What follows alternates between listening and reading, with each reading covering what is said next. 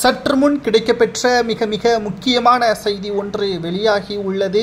அதிமுகவிற்கு ஓபிஎஸ் தேவை. அவரது ஒட்டுமொத்தமான ஆதரவாளர்களும் அதிமுகவில் ஒட்டுமொத்த பணிகளை மேற்கொண்டால் மட்டும்தான், சரியான பூத் கமிட்டிகளை நிறுவினால் மட்டும்தான் 2026 சட்டமன்ற தேர்தலில் வெற்றியடைய முடியும் என்று தற்பொழுது அதிமுகவில் இருக்கக்கூடிய மிக முக்கியமான மூத்த நிர்வாகியே தெரிவித்திருப்பது பேரதிர்ச்சியை ஏற்படுத்தியிருக்கிறது. எடப்பாடி பழனிசாமியின் சுற்று வட்டாரத்தில் தற்பொழுது என்னதான் நடக்குகிறது? இன்னும் 12 மாதங்கள் தான் இருக்கிறது.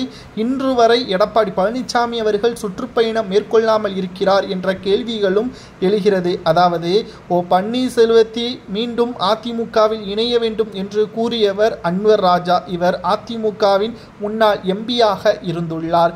இவர் கூறுவது என்னவென்றால், அதிமுகவிற்கு ஓபிஎஸ் அவர்கள் தேவை. அதாவது தென் மாவட்டங்கள் முழுவதுமாக தற்பொழுது எதிர்ப்புகள் அதிமுகவிற்கு உண்மையில் இருக்கிறது. சிறுபான்மையினர்களது எதிர்ப்புகளும் அதிமுகவிற்கு இருக்கிறது.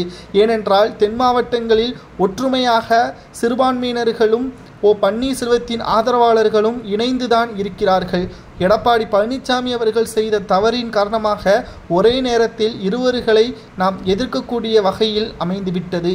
மேலும் சட்டசபை தேர்தல் முடிந்த பிறகு நடைபெற்ற மக்களவை தேர்தலில் ஓபிஎஸ் இல்லாத காரணத்தினால்தான் 2024 மக்களவை தேர்தலில் நாம் 3வது இடத்திற்கு தள்ளப்பட்டோம். சில இடங்களில் டெபாசிட்டை இழக்கக்கூடிய நிலைமைக்கும் உருவானதற்கு காரணம் அதுதான்.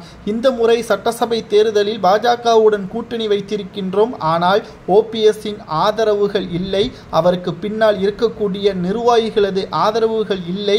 மேலும் எடப்பாடி நேரடியாக பிரச்சாரத்திற்கும் செல்ல முடியாத நிலைமையும் இருக்கிறது.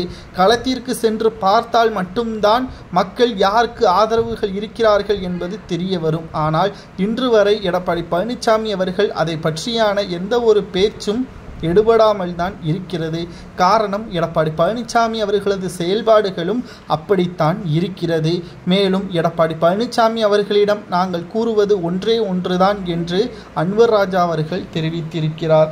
அனைத்திந்திய அண்ணா திராவிட முன்னேற்ற கழகத்தை மீண்டும் ஒருங்கிணைக்க வேண்டும். ஓபிஎஸ்ஐ மீண்டும் இணைக்க வேண்டும். ஓபிஎஸ் மட்டுமா என்று கேட்டால் நிச்சயமாக கிடையாது. வைத்திலிங்கம், மனோஜ் பாண்டியன், சசிகலா, தேவைப்பட்டால் டிடிவியையும் இணைத்து கொண்டால் சட்டசபை தேர்தலில் திமுக டெபாசிட்டை இழக்கும், எதிர்க்கட்சி அந்தஸ்தை இழக்கும் என்று அன்வர் ராஜா அவர்கள் கூறியது சரியா தவறா என்பதை கூறுங்கள். தற்பொழுது அன்வர் ராஜா அதிமுகவில் மிக முக்கியமான நபராக கருதப்படாமல் இருந்தாலும் அவரும் மூத்த நிர்வாகியாக செயல்பட்டவர்.